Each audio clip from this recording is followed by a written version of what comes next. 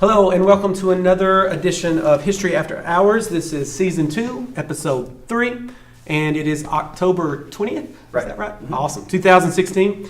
It is. My name is Kevin Pumphrey. With me is Ron Franklin. And we have a special guest today. Miss Hayden Shamel is with us, and she is going to share with us some of her views. Just to put this in context, last night was the third and final presidential debate between Donald Trump and Hillary Clinton. And so we're going to spend some time talking about that, reflecting on that, how that went. But first of all, I want Ms. Shamel to just tell us a little bit about yourself and your journey and, your views. Okay. I am the vice chair of the Democratic Party of Garland County. I'm the treasurer of the Virginia Clinton Kelly Women's Democratic Club here in town. And I was a delegate for Hillary at the Democratic National Convention last summer. Awesome. So how long, and I know you, since we work together, she's a teacher here at Lakeside, and you've been an open Hillary supporter since the beginning. Mm-hmm. And I don't know how far back that goes. Does that go all the way back to 2008? Does it go? It goes back all the way until I was a child. Wow. I was 14 years old when Hillary addressed the United Nations and stood up and said that women's rights are human rights and human rights are women's rights. And I was in high school when the controversy came up about her saying, what should I be doing? Just staying home and baking cookies, right.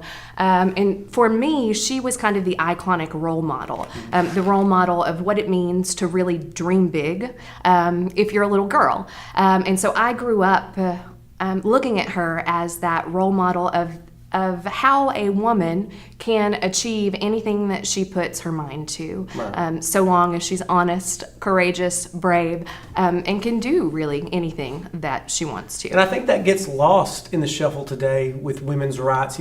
Civil rights, we think minorities, we think African Americans and the struggle they had in the 60s. And I teach a lot, and I know you do, Mr. Franklin, in your classes, we focus a lot on social inequality and social issues, and the women's rights struggle has always kind of lagged behind and been very slow process. And so for a lot of people, it's very exciting to see a female finally have a chance at the highest office, which has happened in other countries long ago. And it seems that we are now on the verge of that actually happening.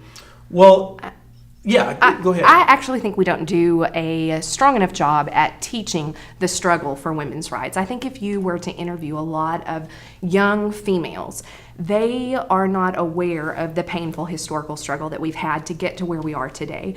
And I think also the play out of the current election and the political process right now really illustrates a lack of deep, in-depth understanding. And I think a lot of that has to do with our history books, to be honest with you. Well, I was going to mention that I didn't learn when we were going through high school, they never mentioned gender issues, gender inequality. I mean, they mentioned suffragettes, but that was about as far as that ever went.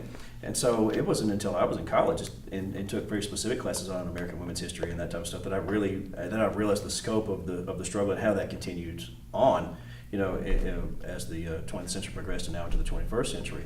So I think that, and Kevin addressed this too, and I do in my AP classes as well. Like, it's part of our curriculum is geared. We have to teach gender equality issues, and whether he's talking about U.S. history or where I'm talking about world history or very specifically in European history, we're doing a better job of that, but I think that we're still lagging behind it. And I think especially in pre-AP and maybe on-level classes that aren't geared that way. AP, which we teach AP classes, our curriculum changed in the last 5 years where social issues are really huge on the AP exam. So that was a good push, and I think we're doing a decent job now of uncovering some of that thing. And I think Hillary being at the forefront of this has really crystallized this for a lot of women and for men, being able to see this play out and really look at the inequalities and things. I mean, it traces back to Abigail Adams. I mean, we've got Absolutely. women like her. We've got women, like Elizabeth Cady Stanton. But these, and I'm glad that you all teach them, but I think across the board, right, most young females aren't aware of the issues. For example, we can't even get the Equal Rights Amendment passed.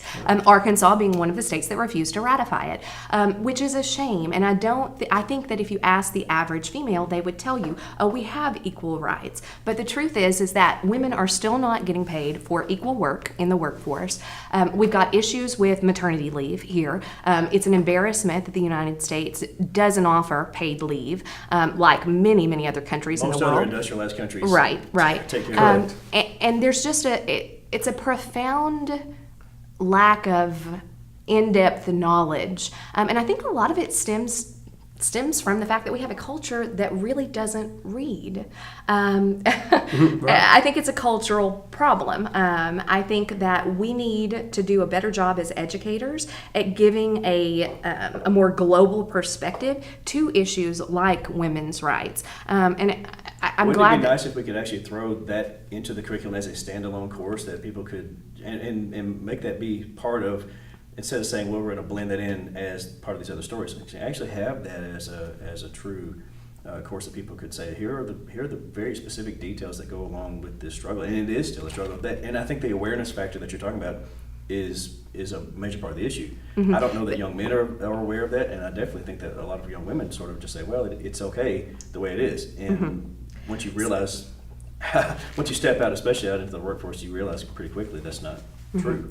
See, but to me, and I understand the point that you're trying to make, I don't know that we need an additional class in, gender studies. I think it needs to be part of our main curriculum. Women comprise 51% of the population. In addition to that, yeah, it needs to be amped up in the curriculum, obviously, but as an extra to go more in depth. Because I learned so much more having it. Certainly, like a grad class. When I can focus on it every single day, and as opposed to saying, we do need it to be amped up in the regular curriculum as well. Right. But I'm saying that we could specialize too. Yeah, I just think that integrating it into our curriculum, our existing curriculum, is the answer to the question, not adding additional classes that students may or may not be able to take. Does that make sense? Right. Right. Well, we're going to switch gears, and I think some great points brought up, but I also want to get your experience. You had the chance to go to the Democratic National Convention. Did you got to stay the whole time? Absolutely. Saw the Best major experience speakers? of my life. All right, the tell us most about it. educational experience I've ever had. One of the most positive and uplifting experiences. I would recommend anybody who's interested in the political process to run, to become a delegate, simply because you get such exposure to ideas from people from a breadth of backgrounds. So much diversity at the Democratic National Convention. Basically, the experience goes like this. You get up in the morning, and it's a week long. You get up in the morning and you go to breakfast, and you're given credentials. And there are different levels of credentials. Very interesting this year because Arkansas really had VIP privileges. I'm not sure if you noticed from watching it on television, but Arkansas was placed directly to the left of the stage. And that's because of our history with Hillary. But we were on the floor. So literally, I could almost go up and touch the stage. And so Yeah, I saw your pictures on there, and Dr. Roebuck, she taught me when I was a grad student, and I think she was in the pictures as certainly well. So. She was the other. So we have 4 congressional districts here in Arkansas, and she was a fellow Hillary delegate from the 4th congressional district. Okay. So she and I were representing our district, which is comprised of Clark County and several other of our surrounding counties. So you talked about it being an uplifting experience. Oh, yes. You hear a series of speeches from roughly about 4 o'clock in the afternoon, and it closes usually about 11 o'clock. And that essentially is what the convention is comprised of, are various speakers, like I was saying, from various backgrounds. And it was like every single speech that I heard, you would think, wow, this was, the best, like, here comes Cory Booker. Wow, this was such a great speech. And then, of course, Michelle Obama. Phenomenal. Everything that you heard, it's just, an uplifting, a positive experience, an experience that you left every night encouraged, hopeful, looking forward to the progress, and also looking at the accomplishments that we've made as a nation, how far we've come and how far we still want to go. What do you do in the downtime in a convention like that? Do you There's network not- with people, or is it steady? There's not a whole lot of downtime. Yeah. In fact, but do you get a chance to speak with people from other states? And certainly, yeah, you certainly do. And you get an opportunity to speak with people that you would never typically get an opportunity to interact with on a daily basis. So like for example, our former Attorney General, Destin McDaniel, was part of our delegation, was there with us on the floor. You know, you get an opportunity to interact with people who are leaders on the political scene, not just on the state level, but amongst other states as well. And so I've grown my network, my personal network, and my personal, like I said, it was an educational experience. I learned more in that week about the political process, I think, than I could have ever learned from sitting in a classroom. So it How does was one become a delegate? you have to run. So you run at the county level, and then you run at the congressional level as well. So the process started a year before the convention ever took place. And so in the fall, you filed your paperwork with your intention to run. You go onto the county level, and then you are elected amongst the electors. Are you allowed to campaign, or how does that work? Certainly, certainly. I campaigned. I definitely did. I sent letters out to every elector in our congressional district. Made phone calls. It's a political campaign. I mean, you're considered at that point you're considered when you serve as a delegate, you're considered a representative from your state. Did it help restore faith in our political process? Or did it, because today, if you listen, it's obviously Trump saying it's rigged and this is all corruption, and of course Hillary gets a lot of flack for past things that have occurred. But going to a positive event like that, and if you compare the Republican convention, it was such a different tone. I mean, you could see that just on TV. I can't imagine what it was like being there. But the whole Cruz thing, not real fully endorsing Trump at the convention, just the bashing and the negativity of some of the speeches. And I understand they're trying to gain political office. They're trying to take it so that what they have to do is they have to make it seem like a different approach, though. It was Certainly. such a right. And I see that across the board. It seems like for the most part. I hate to make blanket statements where we say all or for the most part, though, I feel like an election process should be about what your candidate has to offer, not about negativity or about bashing the other side. And it just feels, this election season has felt so incredibly negative. And I hate that we've had to focus more on the negative instead of focusing on policy positions and what our candidate, what Hillary wants to do, because she's got such great policy positions. What do you think people should know most about her, since you've been a delegate and you've been close to the campaign, and because there is I think there's a lot of uncertainty in a lot of people's minds, especially those undecided voters who were saying, well, maybe I'm not so sure about her. Like, what can you say to address maybe people's concerns? And what would be maybe the couple of things that you would say, here's what people need to know most about this Here's candidate? what people need to know about Hillary. She cares about us. And that's the bottom line. She cares about people. She cares about the American public. She cares about people all over the world. In her heart, she is a true humanitarian. She has spent her entire life advocating on behalf of women, children, and families. She's made it her life's mission, like she told us last night in the debate. And I think that because she's been typecast and she's had to go against essentially 30 years worth of propaganda that she's been up against.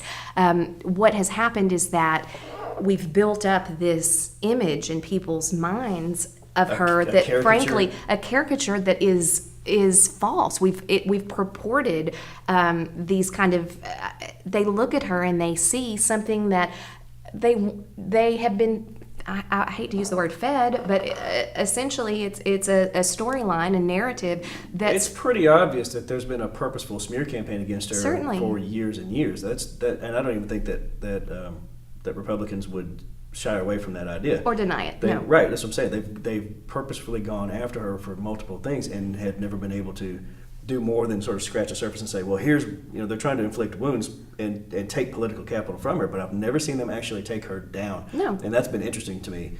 So to couple up with what you're saying, not only do I think that she is much more caring than people give her credit for, or the ones that are undecided, like I said, but I think that her stamina as a political figure in spite of all of those efforts against her is pretty impressive. Exactly. The fact that she has been able to withstand a lifetime of adversity and still is kind, is compassionate, is strong. I mean, she's shown grace and strength, which is exactly what my little girl, who's 2.5, I want her to be able to look up to. You know, I can't wait until November the 9th when we wake up and we can say we have elected our first female president. What do you think that does for American history in general? What do you think that says about, is that a progressive moment for us then that we can't downplay the monumental importance of this particular moment in history.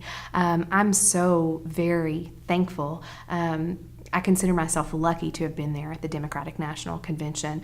I'm in the process right now of organizing a group of women here in Garland County to go out and to vote early. We're planning to meet to vote early, to wear white in honor of the suffragettes. Not many people know that when women were fighting for women to get the right to vote here in the United States, that they wore that color and that color is symbolic. And you may have noticed that last night, Hillary was wearing white. Right. She also wore white when she accepted the nomination at the Democratic National Convention. That color is extremely significant. It's symbolic. It's important. So groups of women across the country are planning events like the event that I'm organizing here in Garland County. But there is such cause for celebration, such cause for enjoying this moment. We can't downplay it because we need to explain. I think it's incumbent upon us as educators to really address the fact that this is going to be a chapter in our history books 50 years from now, and we want that chapter.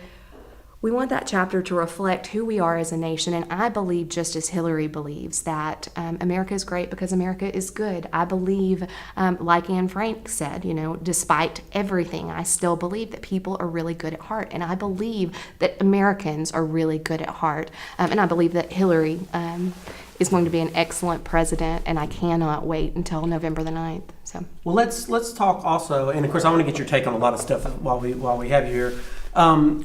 How did you react, and I don't know if you're a lifelong Democrat but how did you react to the Bernie Sanders movement in the primaries? That seemed to come out of nowhere. Was that overall good for the country? Was that, obviously he got popular with some of the millennials, some of the younger.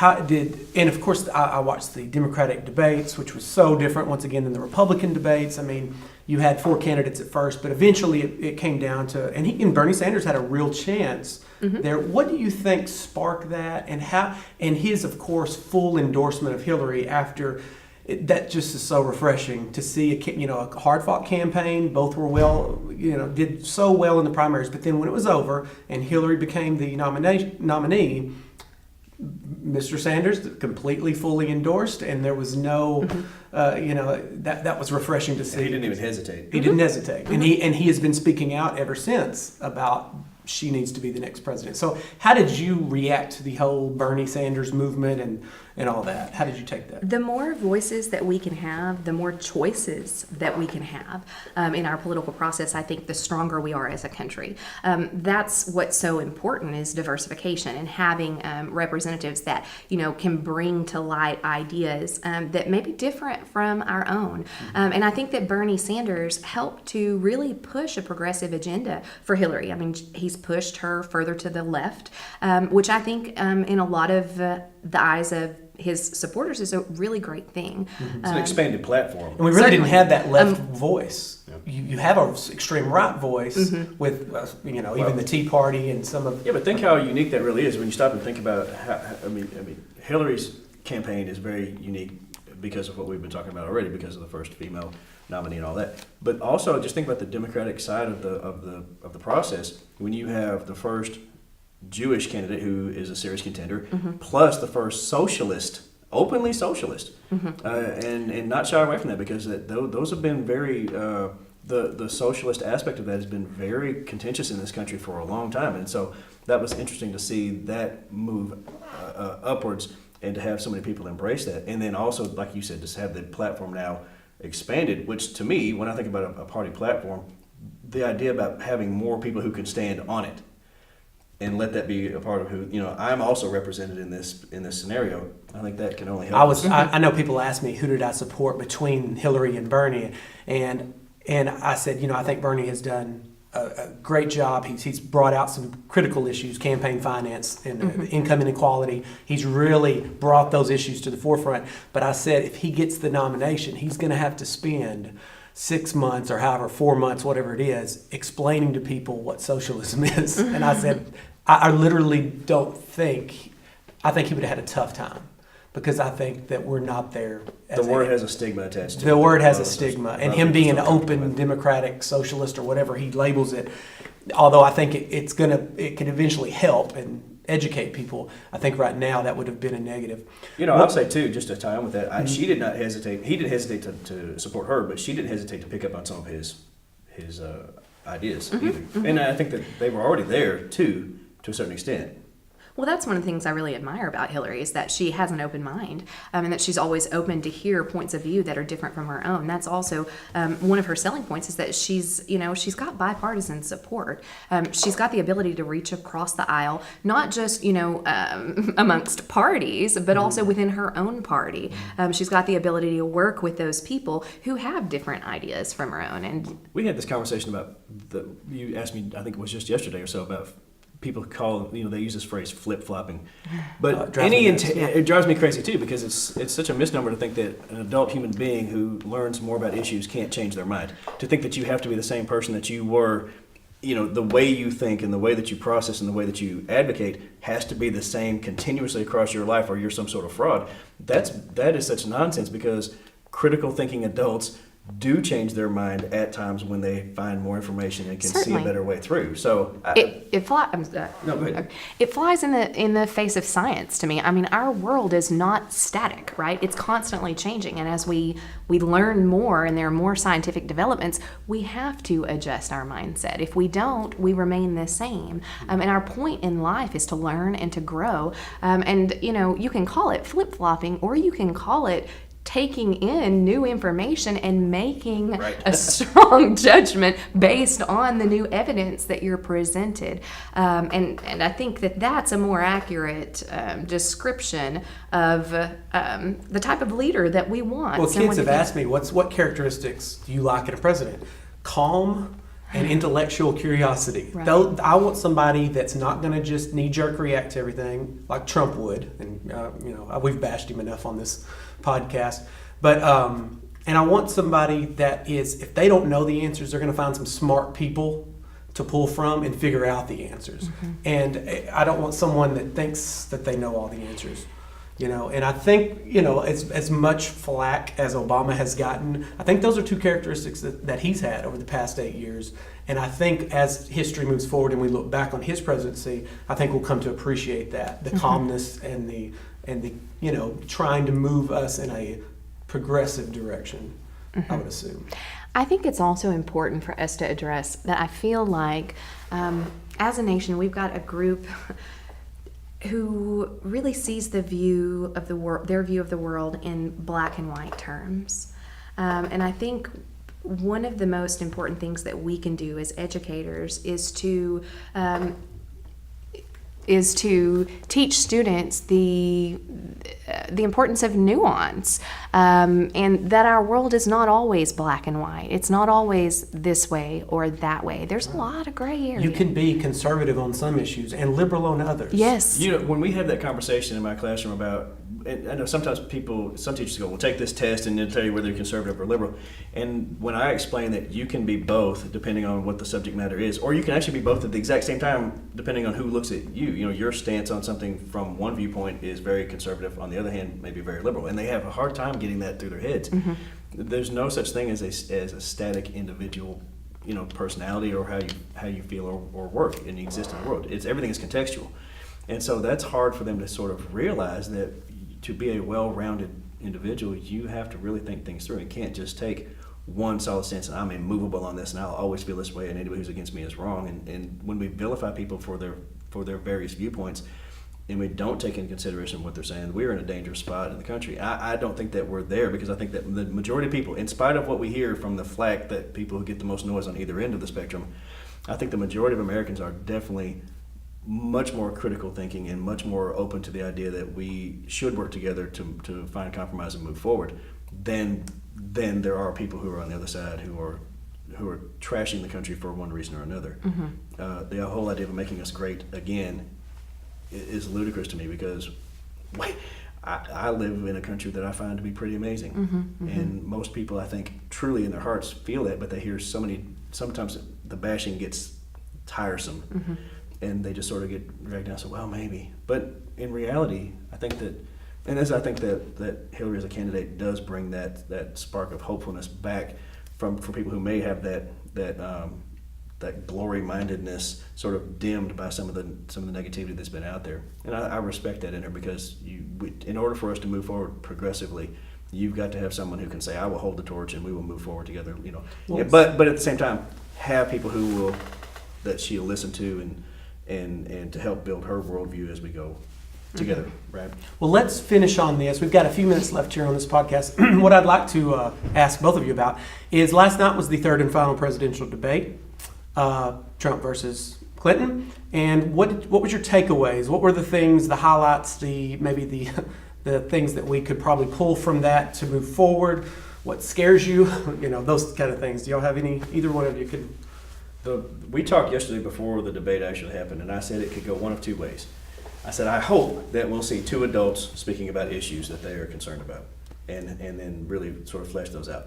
The other side of that could have been sort of this free-for-all, almost a cage match sort of mentality that I think a lot of people were maybe expecting, because, can he contain himself, and how does she react when he does, and what's the moderator gonna do? Is Chris Wallace gonna be able to shout out to him, by the way? Absolutely. That's what I was gonna say. So good job to Chris Wallace. I was very impressed with the way that he handled and conducted the interview portions. But for the most part, it was exactly what I wanted. I wanted them to be able to flesh some things out and explain their positions, and I thought that went pretty well. Yeah, I thought the Especially first compared to the 70%, the first 70 to 80% of the debate was definitely more issue driven. You could definitely see the differences. I thought you could definitely see the inexperience of Trump and some of the things. Sure. It was even more. It was kind of like the first debate to me, especially towards the end. She got under his skin. Well, what'd she say? They were talking about Putin. That was the puppet comment. Yeah, and eventually she said something to the effect of he might be a puppet, and then he just went, "You're a puppet. You're a puppet." It's like, yeah, he turned into a middle schooler, and then it went downhill from there. So, but what was your take, Hayden? Yeah. My take was that we have two candidates with starkly different worldviews, who have two completely different ideas of where they want to take this country. And I think, or at least I hope, that the American public saw that Hillary is issue driven, that she has an in-depth knowledge of her policy positions, that she spent her entire life studying these particular issues, and that Trump has a very limited view. I thought one of the highlights of last night's debate is when she talked about what she'd been doing for the past 30 years, in the 1980s, then in the 1990s, then in 2000 when he was, championing Celebrity Apprentice. Their backgrounds are so very different. Doesn't it amaze you when he brings up the 30 years of experience and he says things like, well, if you don't like the way that is, then you should have changed it. Like one senator makes laws. Right, I know. It just illustrates his ineptitude or his lack of knowledge about how the political system. You should have changed it. You should have done this. Really? I am a part of a system. He takes everything and puts it on her. When she was talking about the 17 different departments that have revealed Russia was part of the espionage, and then he would immediately go, well, that's what you're saying. And she goes, no, I'm not saying that. Right. It's not coming from me. I just told you, 17. But that's kind of been his tactic. Of course, controversially, he said he was going to wait and see. As a history teacher, seeing the peaceful Isn't that scary? That is scary. That is never.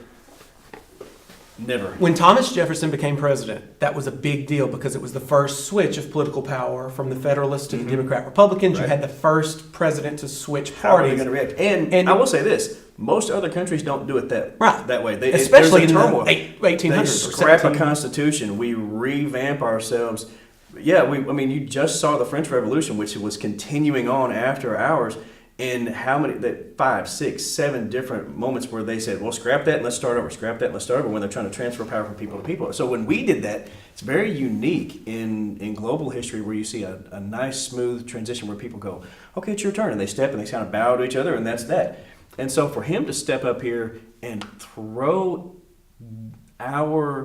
one of the most precious parts of our Who we are. democratic process, Yes. for him to stomp on that was, not only was it ludicrous, I think it was setting a fairly dangerous precedent. Horrifying. Yes.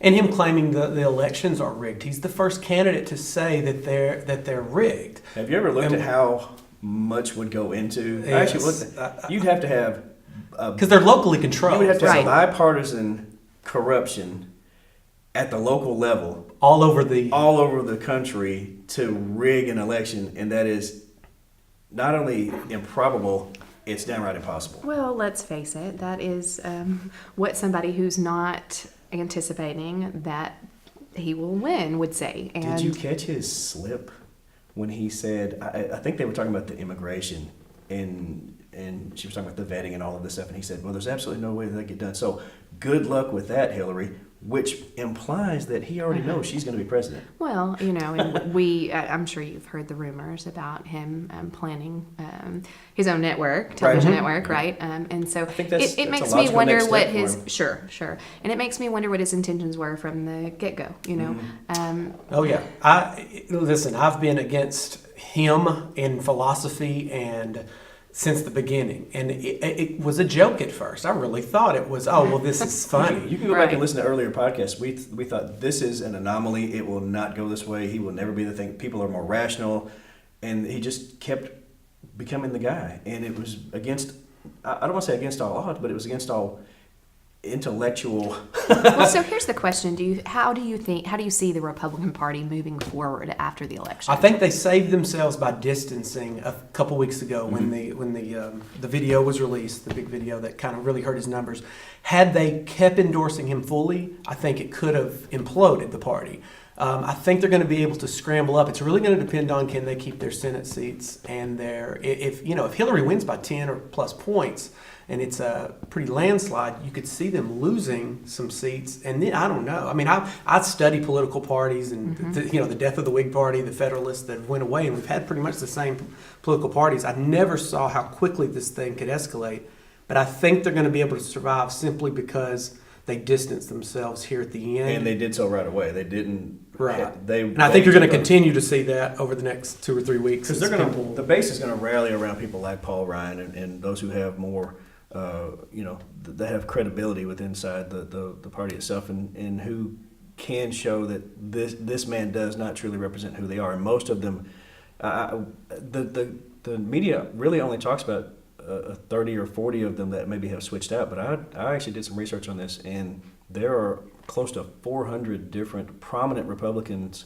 who have distanced themselves from him. Some have even gone as far to cross battle lines completely and say they're going to endorse and vote for Hillary, which I never thought I would see happen, even if they distance themselves from him. But almost 400 currently sitting with inside the government, people who have been at the highest levels, from ex-presidents all the way down through department leaders and those kind of folks, and sitting congressmen and senators and people who have been. So well, their challenges still. After this is over with, they got to find another credible candidate eventually to start. Well, let me interrupt you though, because they had some credible candidates. Well, they did. They But they didn't. They don't before. now. That's why they're going to have Right. to revamp that. Plus, they're going to have to do what they've always had to do, which is somehow, minorities. They're going to have to get minority support. They're going to have to get the female support. They're going to have to. What that means, though, Kevin, is that they're going to have to switch their platform, and that some of them are. I think that it's almost like you have to wait for a certain generation to exit the scene before the new thoughts come up. And I think Trump has shifted some of that. You might see Certainly, a new on Republican trade, Party, yeah. a new they direction. may for the- rebrand themselves Right. as the kinder, gentler, more open-minded. it might have taken Trump for them to switch course. Maybe in the long run, this is, I mean, like I said, when we go back and study it, maybe this was something they did to really shake them out of this stupor that they've been in, because they do have some solid ideas, and they do want what's best for the country. They just see it a little differently than the Democratic side and the Libertarian side and the Independents. But that's, again, we're going back to what you were saying. We need well-rounded conversations, and right now we haven't really had that because they've been so slammed to one side in the truly sort of moderate voices inside the Republican Party that have some great ideas about working together with the other sides.